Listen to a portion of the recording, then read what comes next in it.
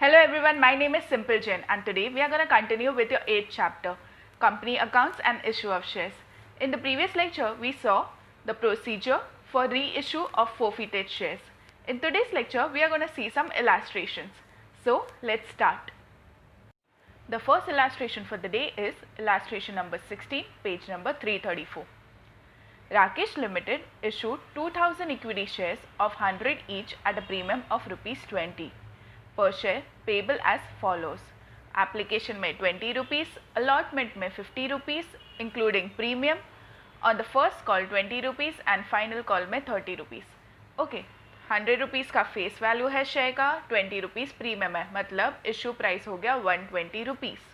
उसमें से application में 20 देना है, allotment में 50 देना है, 50 includes your premium, मतलब 30 हो गया face value और 20 हो गया premium. ठीक है, फर्स्ट कॉल में भी 20 और फाइनल कॉल में भी 30 rupees. Okay, application we receive for 3000 shares. Oh, application company ने ऑफर किया था 2000 शेयर्स, कंपनी को अप्लाई हुआ है 3000 शेयर्स, मतलब ये ओवर सब्सक्रिप्शन है, right. 2000 shares allotted to the applicants for 2400 shares. अच्छा, एप्लीकेंट्स को कितना मिला है टोटल शेयर्स? 2400. 3000 में से 2400 शेयर्स होल्डर्स को 2000 शेयर्स दिए, मतलब शेयर्स तो सिर्फ 2000 ही दिए हैं, कंपनी ने ऑफर सिर्फ 2000 शेयर्स किया है, पर प्रो रेटा बेसिस में 2400 शेयर होल्डर्स को चूज किया है. Okay, the remaining application of 600 shares being refuse and application money there was refunded.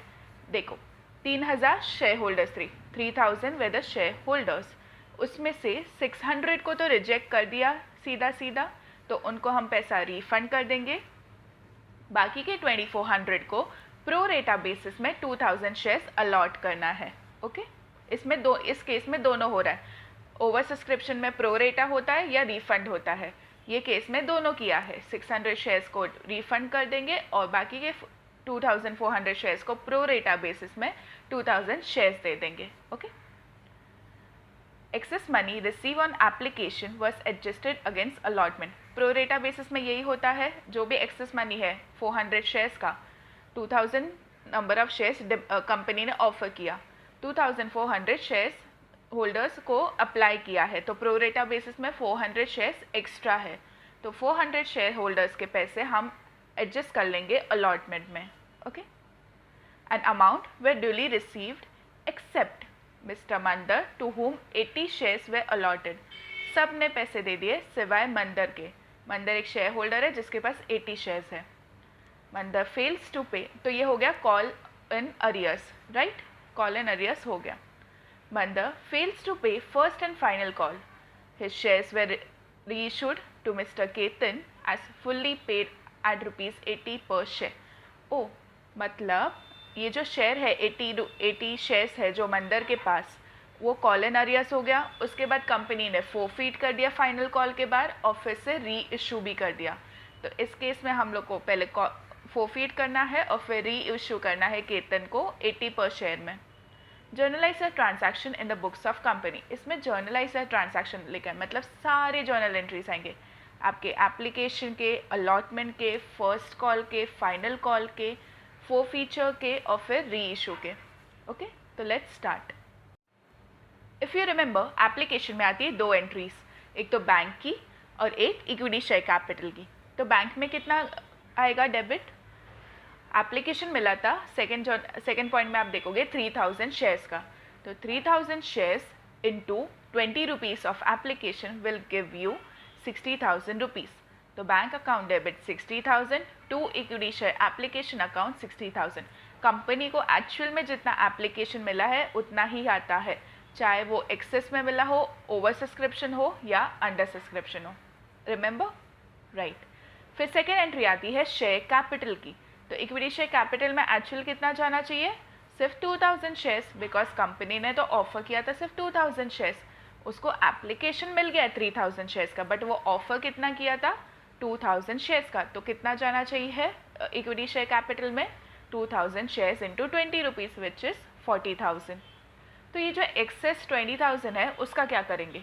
वो लोग ने लिखा है एक्सेस जो मनी आया है उसमें से 600 शेयर होल्डर्स को आप रिफंड कर दोगे और बाकी का मनी आप अलॉटमेंट में एडजस्ट कर दोगे। तो थर्ड एंट्री थोड़ा ट्रिकी है।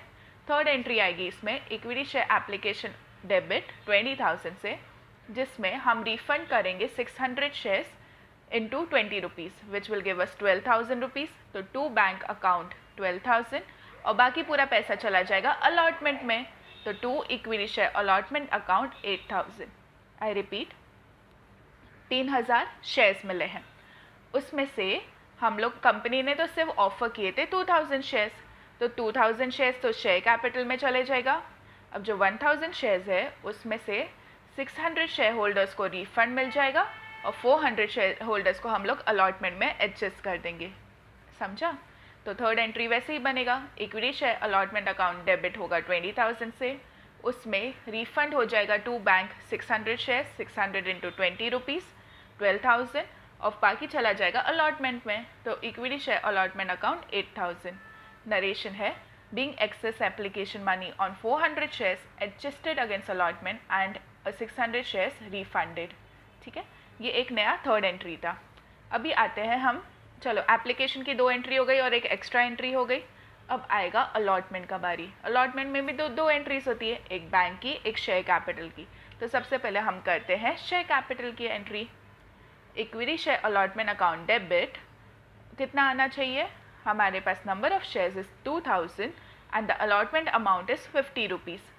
सो 2,000 into 50 will give me 1 lakh. तो equity share allotment account debit 1 lakh to equity share capital account 60,000 because 50 rupees में से 20 rupees was your security premium and 30 rupees was your face value. तो हमारा शेयर कैपिटल में तो सिर्फ फेस वैल्यू जाना चाहिए।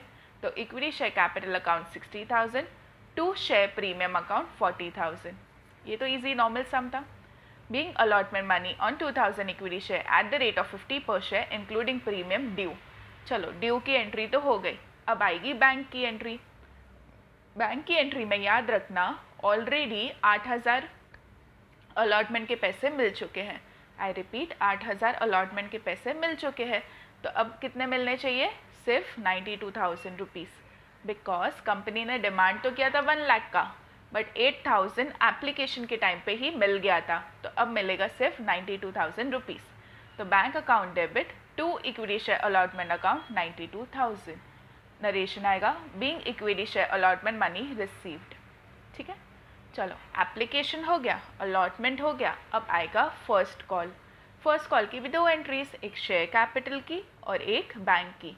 तो सबसे पहले शेयर कैपिटल करके आते हैं। इक्विटी 6th एंट्री है equity share first call account debit to equity share capital account. Amount कितना आना चाहिए? 2,000 shares into 20 rupees which is 40,000। So 40,000।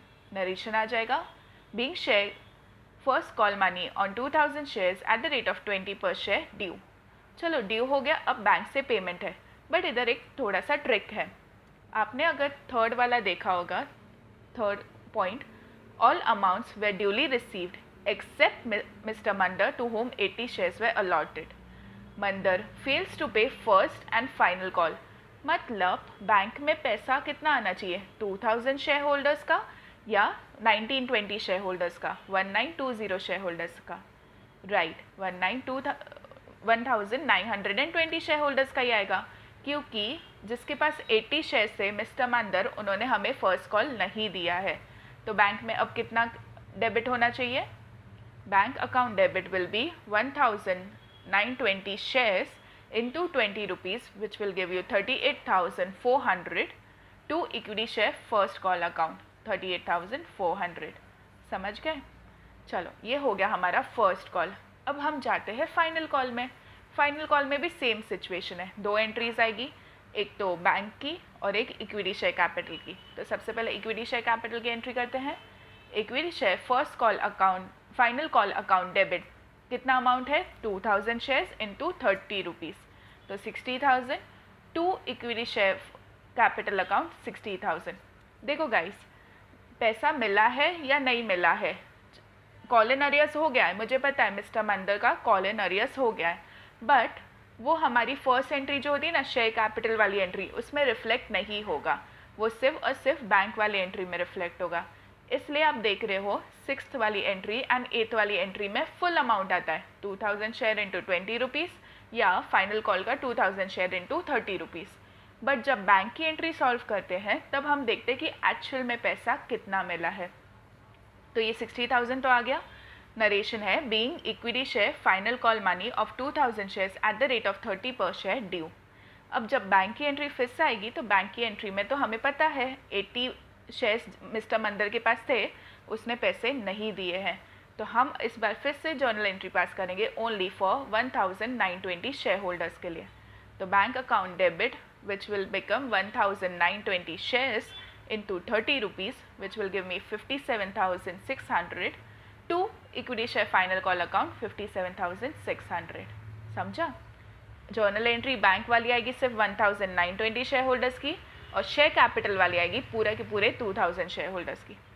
चलो यहाँ पर application, allotment, first call, final call, इन चारों की दो दो एंट्रीज हो गई। अब हमें एंट्री पास करनी पड़ेगी फोरफीचर की। तो चलो देखते हैं। इक्विटी फोरफीचर की अगर आपको याद है तो जब फोरफीचर करना मतलब कैंसिल करना। सो जब कंपनी कैंसिल करती है शेयर तो उसको इक्विटी शेयर कैपिटल को डेबिट कर देती है। तो equity share capital account debit to जो पैसा मिल गया है ना वो तो चला जाएगा शेयर फोरफीचर में, और जो पैसा अभी तक कंपनी को नहीं मिला है वो रिस्पेक्टिव कॉल्स में चला जाएगा। तो फर्स्ट कॉल का और सेकेंड कॉल का पैसा नहीं मिला है तो to equity share first call account, to equity share final call account, to share forfeiture. अब ये अमाउंट कैसे आएंगे? अमाउंट आएंगे 80 शेयर्स है, हमें नंबर ऑफ शेयर्स तो पता है।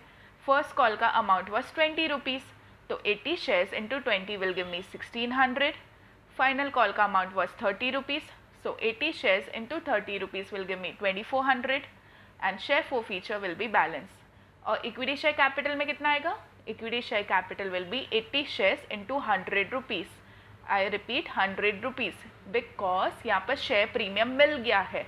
तो जब कंपनी को शेयर प्रीमियम ऑलरेडी मिल जाता है तो कंपनी शेयर प्रीमियम भूल जाती है। याद आया? तो equity share capital account debit 8000 which is 80 shares into 100 rupees, face value आएगा। To equity share first call account 1600 which is 80 into 20। To equity share final call account is 2400 which is 80 shares into 30 rupees, and to share forfeiture account balance figure, right? Narration आएगा being forfeiture of 80 shares due to non payment of first and final call। ठीक है, चलो share forfeiture तो कर दिया। अब question में लिखा था कि सेकेंड लास्ट पॉइंट है Mandar fails to pay first and final call, his share were reissued to mister Ketan as fully paid at 80 per share। Reissue करना है और फेस उसका fully paid at 80 per share रखना है। तो अब हम उसकी एंट्री पास करते हैं विच इज़ एंट्री नंबर 11। तो बैंक अकाउंट में कितना आएगा? 80 शेयर्स इंटू 80, मतलब 80 रुपीज़ ही मिला है। बाकी का 100 रुपीज़ का फेस वैल्यू है, आई नो 100 रुपीज़ का फेस वैल्यू है, बट हमने सामने वाले बंदे से मांगा है, मिस्टर केतन से मांगा है सिर्फ 80 रुपीज़। तो 80 shares into 80 rupees will come in my bank. तो बैंक अकाउंट डेबिट 6400। बाकी का बैलेंस हम शेयर फोरफीचर से लेंगे। तो शेयर फोरफीचर अकाउंट 1600। ये जो डिस्काउंट दिया ना 20 रुपीज़ का मिस्टर केतन को हमने, मेरा फेस वैल्यू था 100 रुपीज़ ऑफ शेयर, हमने उससे डिमांड किया सिर्फ 80 रुपीज़। तो ये जो बैलेंस 20 रुपीज़ का डिस्काउंट दिया है वो आएगा शेयर फोरफीचर अकाउंट में। तो शेयर फोरफीचर अकाउंट डेबिट 1600 और बैलेंस चला जाएगा to share capital account 8000। Narration being issue of 80 forfeited shares at the rate of 80 per share. और फाइनली शेयर फोरफीचर जो अकाउंट है वो चला जाता है कैपिटल रिजर्व में। तो आप देखेंगे 10th एंट्री में आपका क्रेडिट हुआ था शेयर फोरफीचर बाय 4000 और 11th एंट्री में शेयर फोरफीचर डेबिट हुआ था 1600 से। तो 4000 माइनस 1600 विल गिव यू 2400 और ये 2400 चला जाएगा कैपिटल रिजर्व में। तो share forfeiture account debit 2400 to capital reserve account 2400। Narration being balance on share forfeiture account transfer to capital reserve. Easy. वापस से समर अप करते हैं। सबसे पहले हमने शेयर एप्लीकेशन की 2 एंट्रीज पास की, फिर हमने अलॉटमेंट में प्रो रेटा बेसिस थी इसलिए उसकी एंट्री पास करनी पड़ी। फिर हमने अलॉटमेंट की 2 एंट्रीज पास की, 4th एंड 5th। फिर हमने फर्स्ट कॉल की 2 एंट्रीज पास की, फिर हमने फाइनल कॉल की 2 एंट्रीज पास की। ऐसे 9 एंट्रीज ख़त्म हो गई। फिर क्वेश्चन में लिखा था कि 4 फीचर हो रहा है, तो एक एंट्री हमने 4 फीचर की पास की। और फाइनली री इशू होने की वजह से 2 एंट्रीज आ गई। एक तो शेयर कैपिटल को क्रेडिट करना पड़ा और 4 फीचर को कैपिटल रिजर्व में डालना पड़ा। Easy. Now let's start with illustration number 17, page number 336। Show journal entries in the following cases. 2 cases दिए, 2 अलग अलग कंपनी के केसेस दिए, हमें सिर्फ उतनी जर्नल एंट्रीज पास करनी है। फर्स्ट केस है Prashant trading company limited forfeited 100 equity shares of 100 each due to non-payment of final call of ₹30 and the same were reissued at ₹50 per share fully paid. Easy peasy. forfeiture की entry आएगी, एक reissue की entry आएगी और finally हमारी एक entry आएगी capital forfeiture account को कैपिटल रिजर्व में ट्रांसफर करने की। तो सबसे पहले एंट्री पास करते हैं ए में। forfeiture की एंट्री है। forfeiture की entry if you remember share capital को डेबिट करना होता है, जितना पैसा मिल गया वो शेयर forfeiture में जाता है और जितना पैसा नहीं मिला है वो रिस्पेक्टिव कॉल में क्रेडिट होता है। तो चलो journal entry for a, first entry में भी equity share capital account debit. Debit कितने से होगा? 100 इक्विटी शेयर से और 100 रुपीज़ का फेस वैल्यू है, तो 100 × 100 विल गिव मी 10,000 रुपीज़। फिर आएगा 2 share equity share final account. Equity share final account में कितना आना चाहिए? 100 shares into final amount, final call का मनी विच इज़ 30 रुपीज़। तो 100 × 30 विल गिव मी 3,000। तो 3,000 से क्रेडिट होगा और फाइनली जितना पैसा मिला है ऑलरेडी कंपनी को वो जाएगा शेयर forfeiture अकाउंट में। तो 2 शेयर forfeiture अकाउंट 7,000।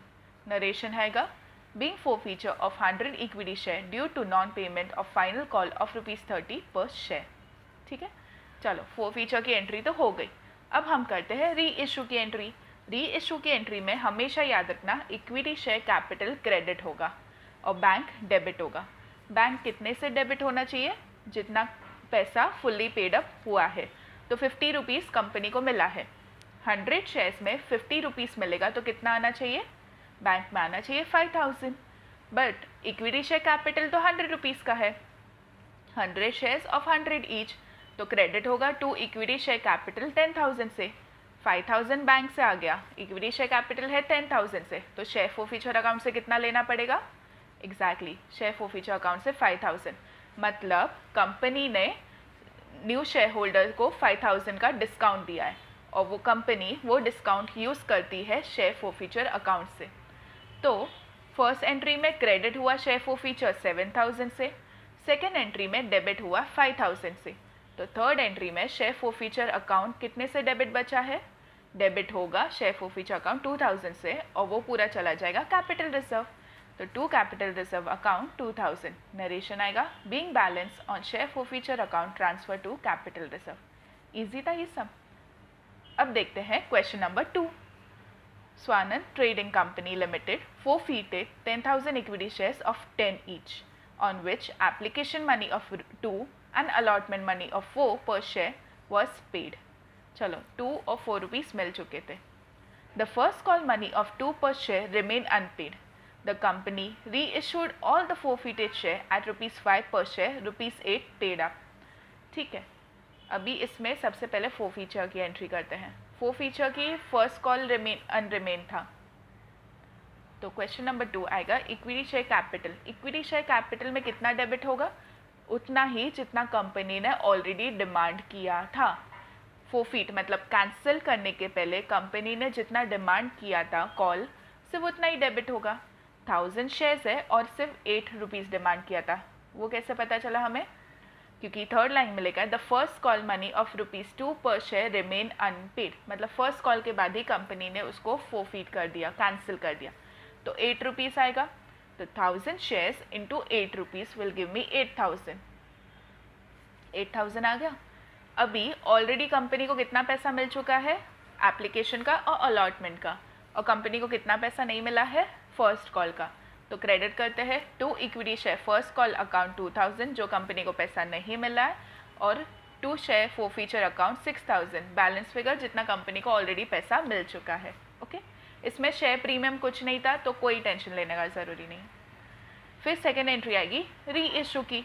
अब री इशू कितने में किया है कंपनी ने री इशू किया है 5 रुपीज़ में।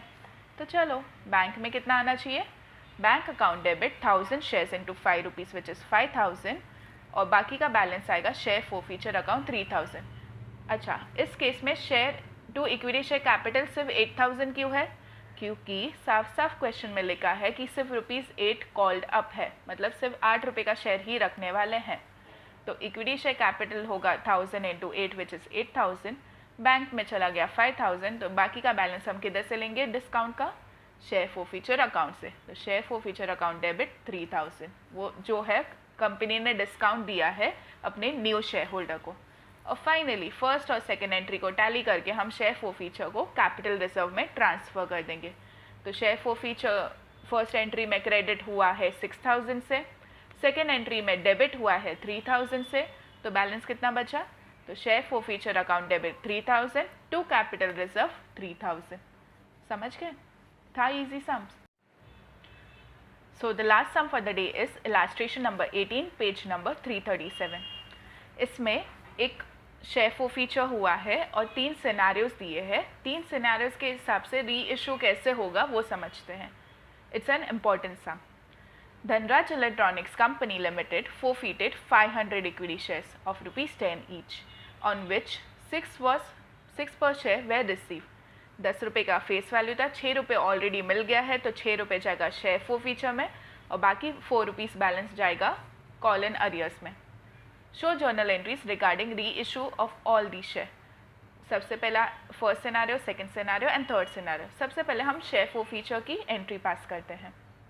तो आप देखोगे journal entries in the books of Dhanraj company, जिसमें फर्स्ट एंट्री है equity share capital account. Equity share capital कितना होना चाहिए, 500 shares into face value which is 10 rupees which give me 5000 debit. फिर आएगा कॉल एंड अरियर्स और share forfeiture. Share forfeiture as we discuss 6 रुपये आएगा, बिकॉज ऑलरेडी कंपनी को 6 रुपये मिल चुका है, तो 6 rupees into 500 shares will give me 3000 rupees. तो शेयर फोरफीचर अकाउंट डेबिट 3000 और बैलेंस कॉल एंड अरियर्स में जाएगा to call and arrears 2000। Narration आएगा being forfeiture of 500 equity shares due to non-payment of first call of 5 per share। ठीक है, अब हम देखते हैं सिनेरियोज। शेयर फोरफीचर की तो तीनों सिनेरियो में कॉमन एंट्री है, इसलिए उसको अलग से दिखा दिया। अब री इशू के टाइम पे अलग अलग सिचुएशन है, तो री इशू की अलग अलग एंट्री पास करते हैं।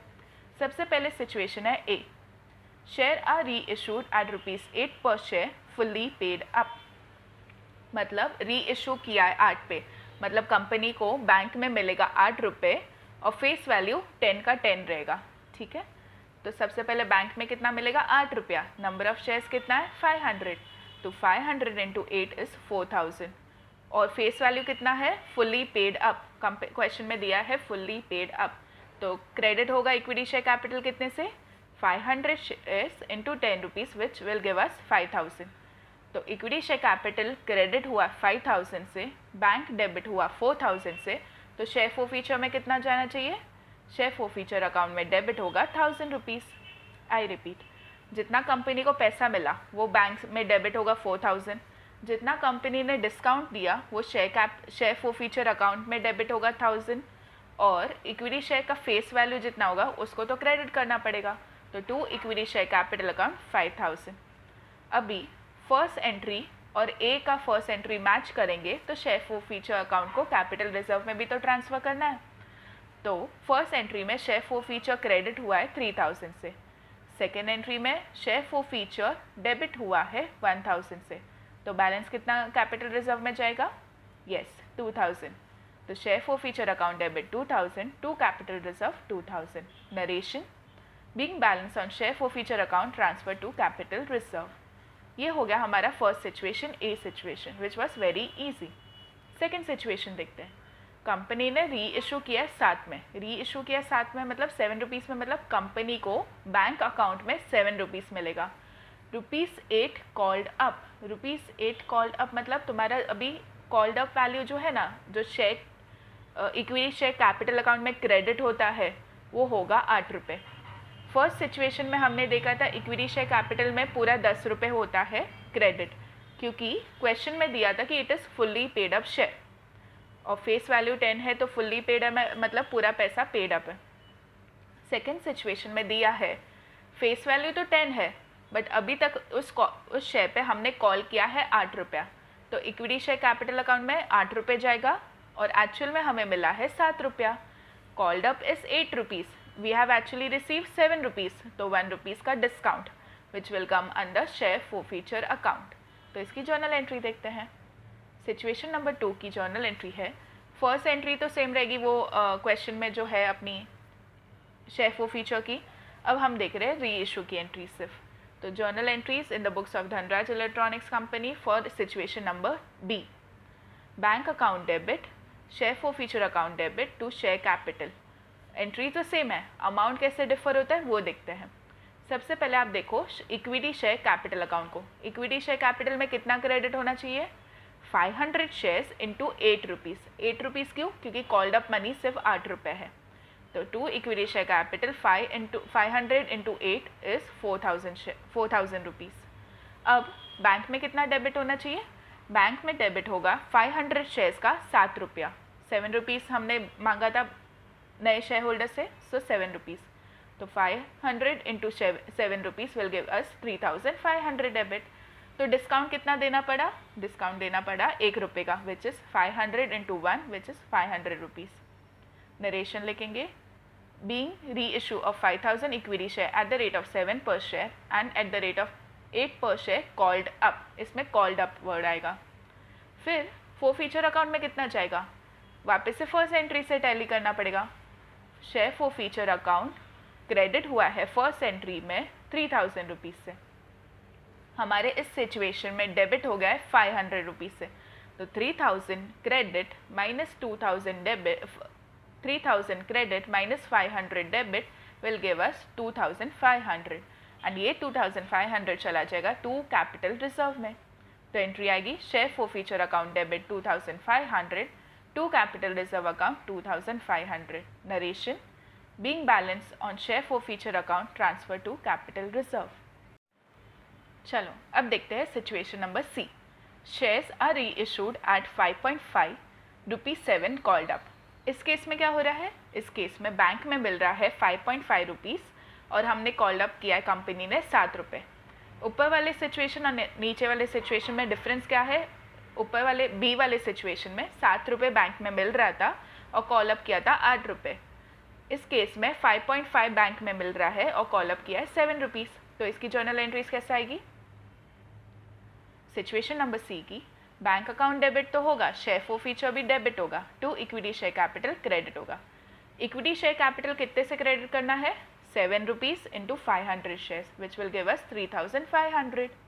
बैंक अकाउंट कितने से डेबिट करना है? Bank account will debit 500 shares into 5.5 rupees which will give us 2750 rupees. और फिर शेयर फोरफीचर में कितना जाएगा? Balance 3500 minus 2750 which will give us 750 rupees. Okay, narration आएगा, being issue of 500 equity share at the rate of 5.5 per share at the rate 7 per share called up। Okay, अब जाएगा normal अपनी share forfeiture capital reserve में। तो capital reserve में कैसे जाएगा? First entry में शेयर फोरफीचर क्रेडिट हो रहा है 3000 से, ये वाली एंट्री में शेयर फोरफीचर डेबिट हो रहा है 750 से। तो 3000 minus 750 will give us 2250 rupees और शेयर फोरफीचर अकाउंट डेबिट हो जाएगा 2250 रुपीज़ से और कैपिटल रिजर्व क्रेडिट हो जाएगा 2250 rupees. Narration, being balance on share forfeiture account transfer to capital reserve. Easy. In short हमें हमेशा याद रखना है जितना कॉलअप किया है वो मेरा शेयर कैपिटल में क्रेडिट होगा, जितना री इशू का प्राइस है वो मेरा बैंक में डेबिट होगा। बैंक में डेबिट होने और कॉलअप का जितना भी डिफरेंस है वो मेरा शेयर फोरफीचर अकाउंट में ट्रांसफर चला जाएगा, right? So guys, this was all for today. If you have any doubt, you can mail me on simplejain3094@gmail.com. Please check the link for the description of the previous and the next lecture and for my notes. Thank you.